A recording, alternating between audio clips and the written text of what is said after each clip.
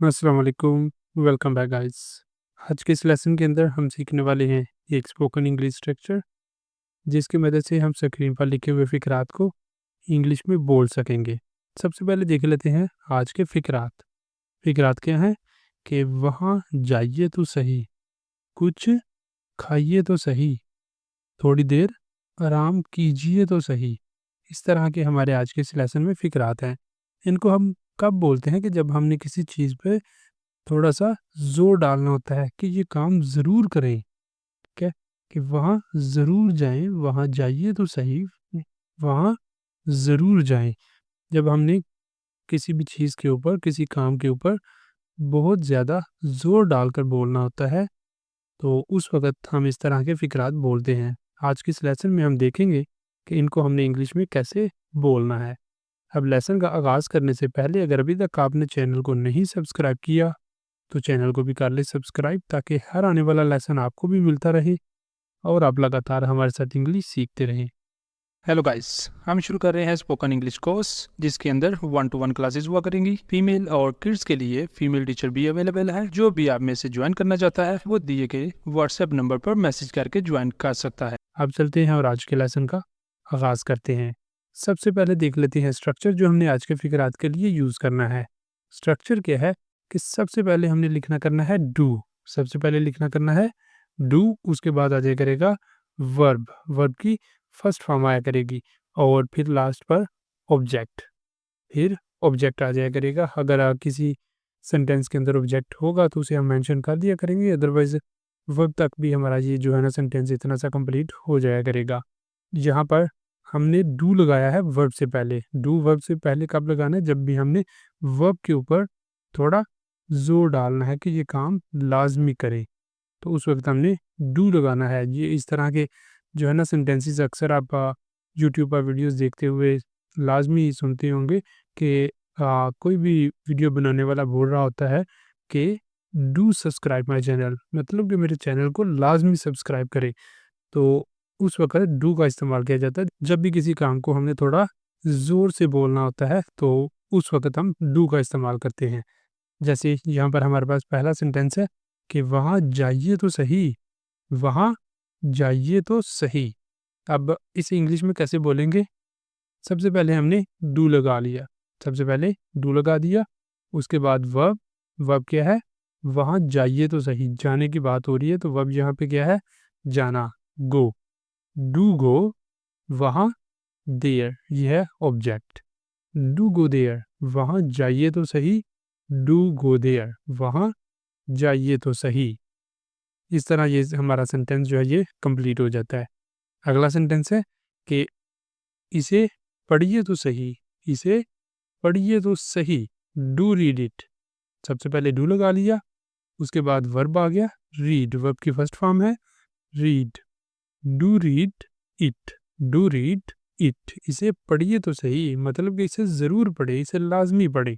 Do read it, इसे ज़रूर पढ़ें। अगला सेंटेंस है बोलिए तो सही, डू स्पीक। बोलिए तो सही, डू स्पीक। अब यहाँ पर ऑब्जेक्ट नहीं है, जस्ट डू लगाया और डू के बाद वर्ब आ गया है। बोलिए तो सही, डू स्पीक। नेक्स्ट हमारे पास सेंटेंस है कि कुछ खाइए तो सही, कुछ खाइए तो सही, do eat something. Do eat something, कुछ खाइए तो सही। नेक्स्ट सेंटेंस है कि मेरी बात सुनिए तो सही, मेरी बात सुनिए तो सही, do listen to me. Do listen to me, मेरी बात सुनिए तो सही, डू लिसन टू मी। अगला सेंटेंस है दोबारा कोशिश तो कीजिए, दोबारा कोशिश तो कीजिए या दोबारा कोशिश करें तो सही। इस तरह भी आप इसे बोल सकते हैं। उर्दू के अंदर थोड़ा बहुत चेंज हो सकता है, बट जब भी हम किसी काम के ऊपर थोड़ा ज़ोर डालकर बोलना चाहेंगे, उसको थोड़ा हाईलाइट करना चाहेंगे, तो उस वक़्त हमने इसका इस्तेमाल करना है। अल्फ़ाज़ आगे-पीछे हो भी सकते हैं।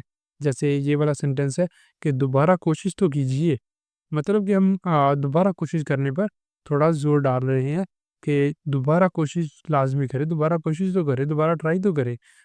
Do try again, do try again. दोबारा कोशिश तो कीजिए या दोबारा कोशिश करिए तो सही, डू ट्राई अगेन। नेक्स्ट हमारे पास सेंटेंस है कि डॉक्टर को दिखाइए तो सही, डॉक्टर को दिखाइए तो सही, do see the doctor, do see the doctor, doctor को दिखाइए तो सही, do see the doctor.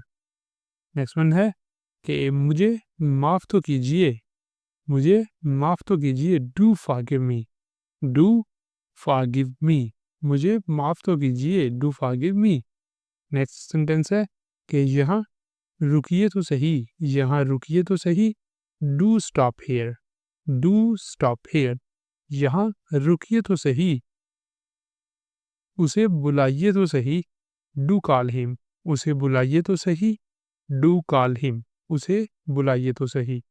Next है कि थोड़ी देर आराम कीजिए तो सही, थोड़ी देर आराम कीजिए तो सही, डू टेक सम रेस्ट। सबसे पहले डू आ गया, फिर take some rest, do take some rest, थोड़ी देर आराम कीजिए तो सही, डू टेक सम रेस्ट। अगर नॉर्मली हम बोलना चाहते हैं कि थोड़ी देर आराम करें, टेक सम रेस्ट, लेकिन जब हम थोड़ा सा जोर डाल के बोलना चाहेंगे कि लाजमी थोड़ी देर आराम करें, थोड़ी देर आराम करें तो सही, do take some rest. Next one है दरवाज़ा बंद कीजिए तो सही, या दरवाज़ा बंद करिए तो सही, do close the door, do close the door. Next sentence है कि अपनी गलती तस्लीम कीजिए तो सही, अपनी गलती तस्लीम कीजिए तो सही, do admit your mistake, do admit your mistake, अपनी गलती तस्लीम कीजिए तो सही, to admit your mistake. Next हमारा सेंटेंस है कि मुझे जवाब दीजिए तो सही, या मुझे जवाब दे तो सही, to give me an answer, to give me an answer, मुझे जवाब दीजिए तो सही। अगर नॉर्मली बोलना कि मुझे जवाब तो दे, गिव मी एन आंसर, ठीक है। तो लेकिन जब इस पे थोड़ा सा जोर डालना है कि मुझे लाजमी जवाब दें, do give me an answer. Next one है कि अपना काम मुकम्मल कीजिए तो सही, डू कंप्लीट योर वर्क। अगर नॉर्मल बोलेंगे कि अपना काम मुकम्मल करें, कंप्लीट योर वर्क। जब थोड़ा सा जोर डाल के बोलना है कि अपना काम लाजमी कंप्लीट करें, do complete your work, do complete your work. Next हमारे पास यहाँ पर ये 3 सेंटेंसेस आपके लिए हैं। सेंटेंसेस के हैं कि अपनी बात समझाइए तो सही, अपनी बात समझाइए तो सही, बच्चों को सुलाइए तो सही, बच्चों को सुलाइए तो सही। तीसरा सेंटेंस है कि उसे गले लगाइए तो सही, उसे गले लगाइए तो सही। अब ये वाले तीनों सेंटेंसेस आपके लिए हैं, इन्हें आपने करना है, करके इनके आंसर आपने बताने हैं कमेंट बॉक्स के अंदर। और इसी के साथ हमारा आज का लेसन भी यहाँ पे कंप्लीट हो जाता है।